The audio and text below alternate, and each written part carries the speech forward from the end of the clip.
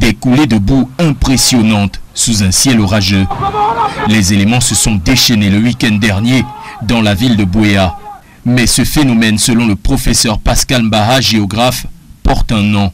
Il s'agit d'un mouvement de masse qu'on appelle un lahar, un type de lahar, une espèce de coulée de boue avec très peu de boue dans la constitution de la coulée.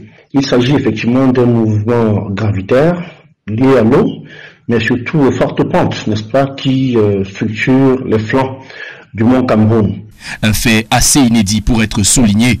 Selon les données recueillies par l'Observatoire national pour les changements climatiques, il se serait écoulé plus de 300 mm de précipitations, des chiffres trop élevés pour la moyenne de saison. Une catastrophe amplifiée selon le géographe par la démographie galopante et anarchique entretenue par le laxisme et la complicité des pouvoirs publics. Il s'agit d'un risque environnemental, n'est-ce pas, le lahar, qui s'est construit avec le phénomène d'urbanisation anarchique, notamment d'étalement urbain.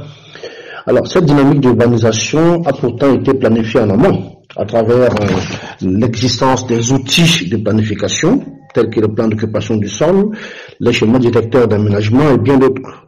Des analyses confortées par des relevés topographiques qui montrent la progression des lahars sur plus de 1400 hectares dans une zone à forte concentration humaine. Si les risques diffèrent selon les villes, il n'en demeure pas moins que des agglomérations comme celle de Douala ont été placées en alerte orange pour d'autres raisons. Toutes les villes ne sont pas exposées au même risque. Si Douala et Yaoundé ont été placés sous alerte orange ou rouge, c'est surtout par rapport au risque d'inondation.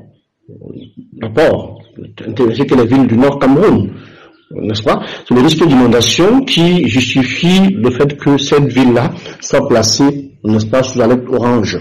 Le danger reste bel et bien présent car selon les prédictions météorologiques, les précipitations pourraient s'intensifier au cours des prochains mois.